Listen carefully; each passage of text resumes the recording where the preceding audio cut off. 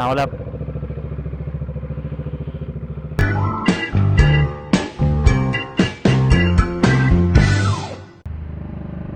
So what is up sa inyo guys? Another day, another vlog na naman. O baka dapat kong sabihin another month, another vlog na naman. Nice. Walang ya, monthly mag-upload ng vlog eh, no? Nakakatamad kasi. Tapos na itong mga nakaraan, busy pa, no? Kaya hindi talaga makapag-shoot, hindi makapag-vlog. Niisip ko kasi kapag ka nag-shoot ako, hindi ko rin naman may edit, hindi ko rin ma-upload, kaya hindi na lang ako nagpa-vlog.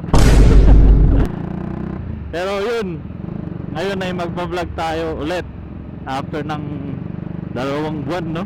Huling vlog ko nung anniversary pa namin, September pa yun. Putek, November na ngayon. Ngayon ay araw ng Sabado guys, papasok tayo kasi tayo ay may seminar, no? Ganun talaga eh. Pagka may mga pagkakataon talagang kailangan natin pumasok tuwing araw ng Sabado, no?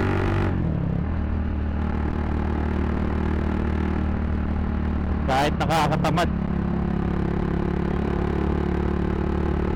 2 araw na nga lang yung weekend, binawasan pa eh, no? Masyado kang mareklamo, gusto mo na umuwi? Biyahe tayo ngayon pa Pasig. Sana ay hindi traffic kasi 7:33 na ako umalis ng bahay, no?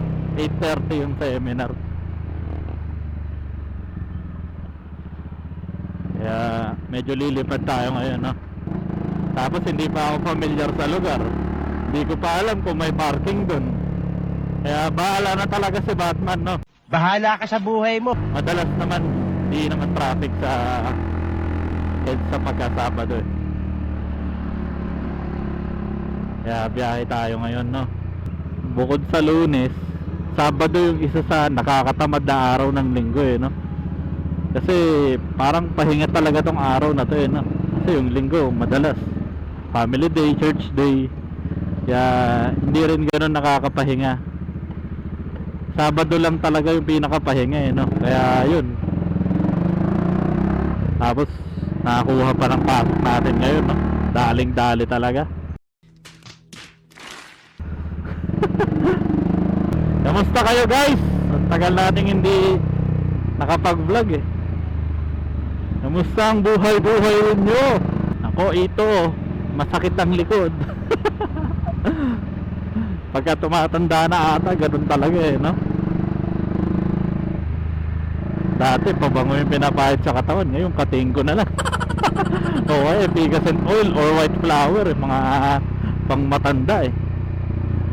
Kung dati naiinis tayo sa amoy ng mga lolo't lola natin eh, no? Ngayon tontuwa na tayo, bangong-bango na tayo sa amoy ng white flower eh. Kuya, paano masabi? Nga pala guys, no? Ingat kayo ngayon kasi sabi ngayon daw ay papalapit na sa kalupaan yung bagyo, no? Medyo malakas-lakas yun. Grabe, ilang bagyo yung sunod-sunod na pumasok sa atin eh, no? Parang nag-overlapping pa eh, nag-aabot pa sila sa loob ng Philippine Area of Responsibility natin eh. Parang tuwan-tuwa sila sa Pilipinas eh, no? Kaya ingat kayo guys, no? Lalo yun ang mga nasa Bicol region, sa may Cagayan. Dapat maging handa tayo palagi, no? Huwag nating gayahin yung isang politiko, sinisi yung Pag-asa kasi hindi raw sila na-inform. Bago lang ata sa Pilipinas yun eh. Di ata niya alam na late talaga mag-announce yung Pag-asa eh. Dabi alinsangan ng panahon, no? Parang hindi bare months eh. Usually gantong panahon malamig-lamig na eh. Pero ngayon ang init, parang summer pa rin. Iba na talaga epekto ng climate change.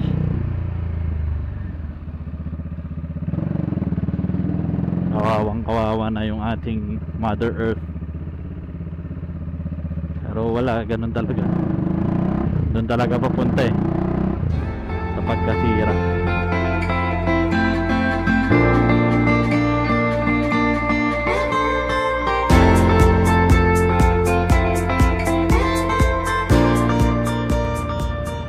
Grabe, nakakaantok guys. Dire-diretso lang yung biyahe natin, no. So far, wala pa naman tayong traffic na nadadaanan. At sana wala talaga tayong traffic na madaanan. Kasi 7:54 na, no.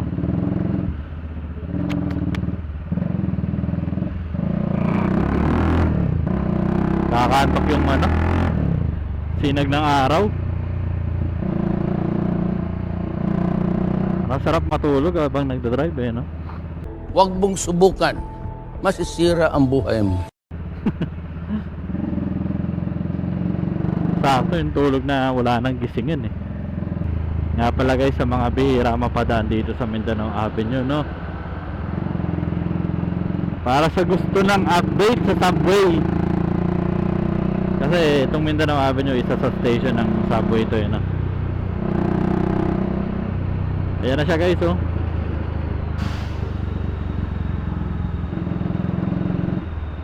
Sa gitna ng Mindanao Avenue. Nagawa-gawa lang, oh. Ipin mo dati kalsada yan. Ngayon subway na. Yun, oh. Haba yan.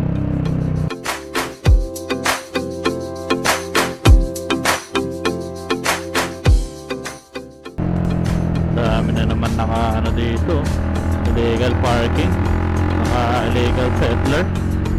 Malinis na to noon eh, oh. Itong Agham or Miriam Defensor,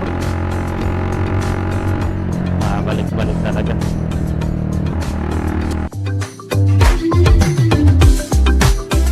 East Avenue na tayo guys.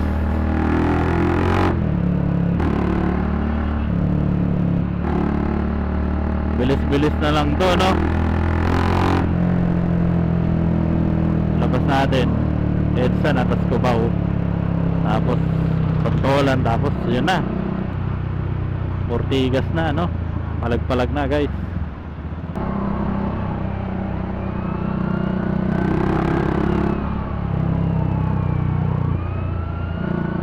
Ganda, para nasa dagat kami, ha. Di bantay yung kalsada. Anong kailangan kong gawin? Alon-alon eh, oh. Oh, oh. Parang nasa dagat eh. Daling madali yung ambulansya, oh.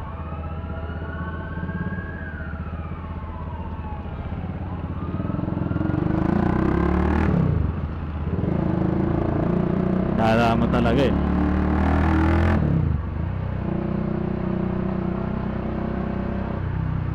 Nga pala guys, ngayon ma-share ko lang.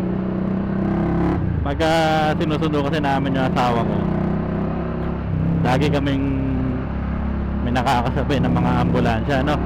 Pero kaming way para ma-check kung legit ba na emergency talaga yung ambulansya o hindi. Alam nyo paano guys? Kapag sobrang traffic na, no, tapos naririto kayo sa EDSA, may ambulansya. Pag yung ambulansya hindi dumadaan sa busway guys, pero nakawangwang or nakailaw, no, most likely hindi legit yun, no. Ewan ko, sa amin lang, yun lang yung basehan namin ng mag-asawa ko. Pagka nakawangwang tapos nakailaw yung kanyang emergency lights, tapos hindi naman dumadaan sa bus lane, most likely guys hindi legit yun, no. Yun yung batayan namin ng asawa ko, ha. Sa amin lang yun, ha. Ewan ko lang kung kayo rin. Kasi guys, diba, kapag dumaan sa bus lane yung mga ambulansya, pinapara, pero pinagbibigyan naman once na proven na legit naman talaga yung emergency, may pasahero talaga, no.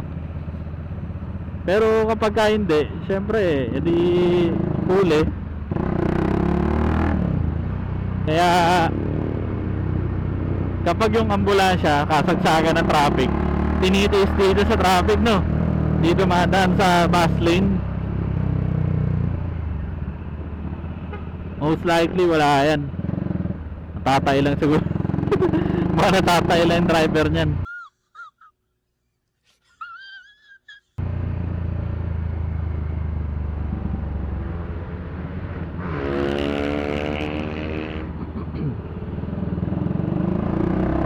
Kasi di ba kung emergency talaga, between life and death na yung situation ng pasyente, dadaan ka talaga dyan sa bus lane eh, para mapabilis eh.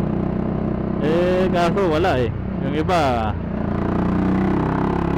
yun, mas pinipili dito eh. Mas pinipiling pinapagulo lang yung pila ng mga sasakyan eh, para lang makasingit sila eh. Anyway, sa amin lang naman yun guys, no? Hindi naman proven yun. Pero ano lang namin yun, parang bang tawag dito, suspecha, parang ganon.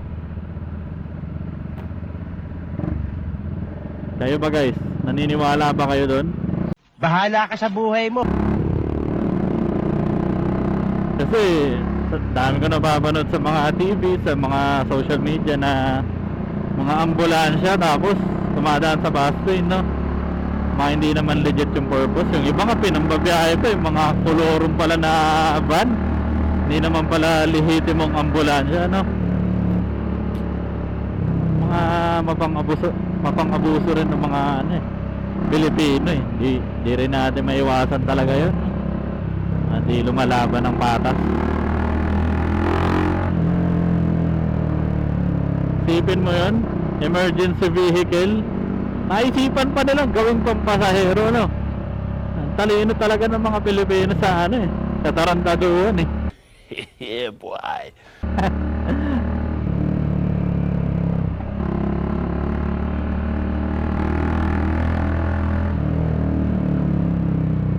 So yun, malapit na tayo sa ating pupuntahan, no?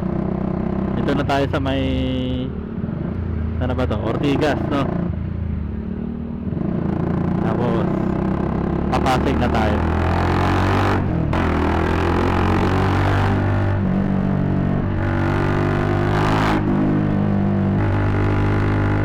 Sabi sa inyo guys, wala masyadong traffic pagka Sabado. Kaya magandang magpunta ng Sabado, magandang magbiyahe, no? Mas traffic pa nga doon sa area namin eh, doon sa may bandang Caloocan, ano, Baliches. Doon ka lang matatraffic eh, palabas. So dito, goods dito pagka Sabado. Kita ko naman na ito na yung Ayala, the 30th, no? Doon tayo magpa-park. Kasi doon daw sa pinaka venue, hindi raw pwede mag-park doon, no? Anong klaseng venue yan? Magbabayad pa tayo ng parking, no? Pero anyways, wala naman tayong no choice.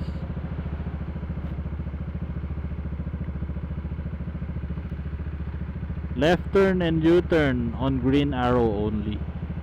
Yes.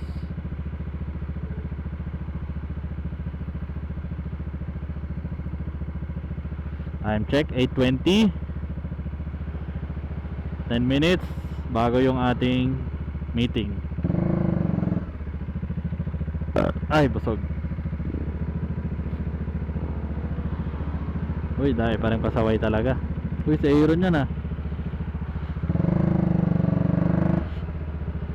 Sa Aeron yan, kasama namin sa seminar. Di na nagmotor.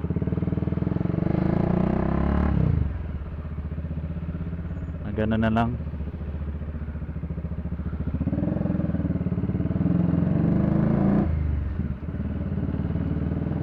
Nakisabay or baka umangkas.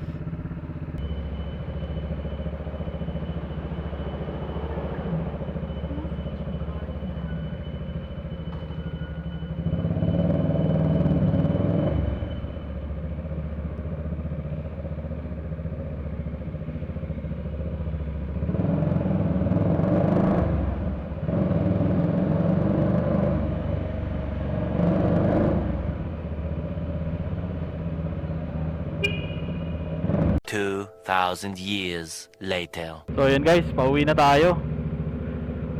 Tapos ng isang Sabado, no?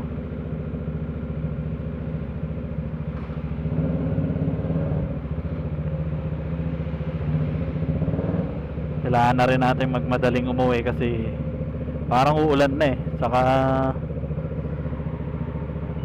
madilim na, no?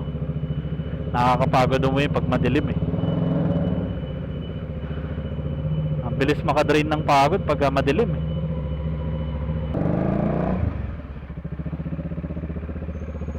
Yeah.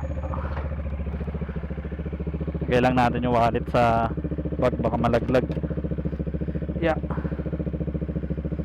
Tapos mag-gloves tayo para safe naman yung ating mga kamay, no?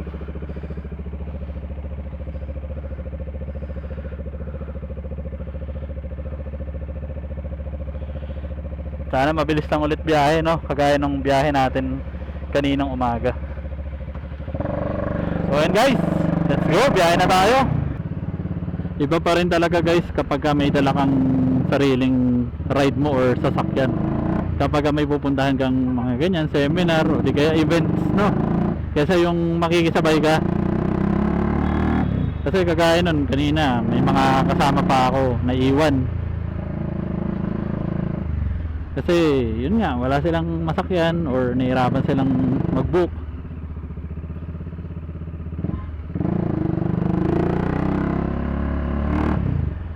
Kaya thankful talaga kasi meron tayong nagagamit na sasakyan pang biyahe, no? Sakit ng ulo ko guys. Ang lamig kasi dun sa venue namin, tapos paglabas mong init, putik na yan. Ikaw na nakaperwisyo, ikaw pagalit ha! Sakit sa ulo ng init tas or ng lamig tas biglang init. Hanip na yan. Tapos aga ka po nagising. Wala pa tayong maayos-ayos or bawi na tulog mula nung last week. Kaya baka instead na babuhay tayo ng 1,000 years, ilang years na lang. Cute ng aso pero kawawa naman. Ang cute pero kawawa no. Hindi naman yan yung natural na posisyon niya kaya for sure nahihirapan siya sa ganyang setup, no. Sana kinalong na lang nung may-ari, no. Hirap ng ganyan.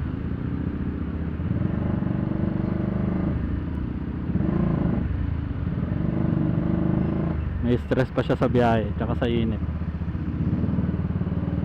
Sana malapit lang yung pupuntahan nila, no, para hindi naman masyadong kawawa yung aso sa biyahe.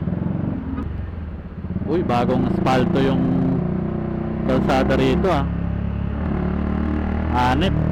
Walang busway kaya pwede silang dumaan oh. Lukol-lokong potek. Hindi ko maintindihan yung mga ganyang motorista guys, no. Ang luwag-luwag naman ng EDSA, tapos mas pinipili pa rin dumaan sa busway, no, or sa bus lane. Madaldal ka eh. Di ba? Wala naman masama kung dito ka dadaan, no. Ang masama yung doon ka sa bus lane dadaan no. Ang simple-simple ng batas natin, bawal dumaan sa bus lane. Exclusive yung lane na yan para sa bus. Pero dahil pa rin dumadaan oh.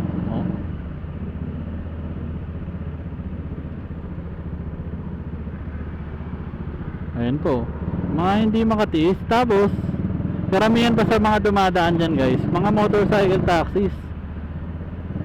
Hindi ko na i-mention kung ano yun, pero alam nyo naman na siguro yun, no. Araw-araw nakikita natin sa news, sa social media platforms, lagi dumadaan dyan yung mga motorcycle taxi no.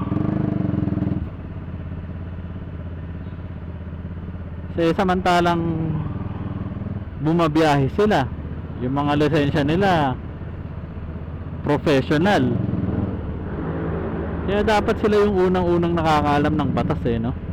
Unang-unang sumusunod. Pero wala marami talagang matigas yung ulo Tapos pagka na salpok ng bus o di kaya naka-aksidente namatay, kasalanan ng mga nakabangga, no. Kaya sana sino man makakanood na itong vlog na to, no guys, yung mga riders nating dumadaan sa mga bus lane, no, huwag na natin gawin yun guys. Pagtiisan natin, lumaban tayo ng patas, no. Anyways, balik tayo sa biyahe. Dito na tayo sa East Avenue.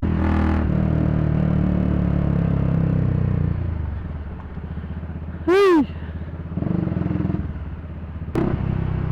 Siguro by the time na mapapanood nyo tong vlog na to, nakalampas na yung bagyong Pepito guys, no? Kaya sana nasa mabuti kayong kalagayan guys, no? Lalo yung mga talagang nadaanan ng bagyo, nabaha, siraan ng bahay, no? Nawalan ng mga mahal sa buhay, pero sana wag naman, no? Anyways guys, palooban na pala tong camera ko, no? 10% na lang, nag-notif na siya. Di ako nakapagpalit ng battery, pero north of naman na tayo, no? Kaya kung ma-upload man yung vlog na ito, yung mga nadaanan ng bagyo guys, wala akong ibang pinapanalangin kung hindi kayo ay nasa mabuting kalagayan sana, no?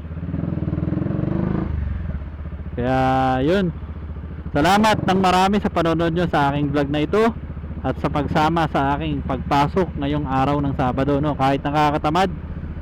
Hanggang sa muli guys, paalam.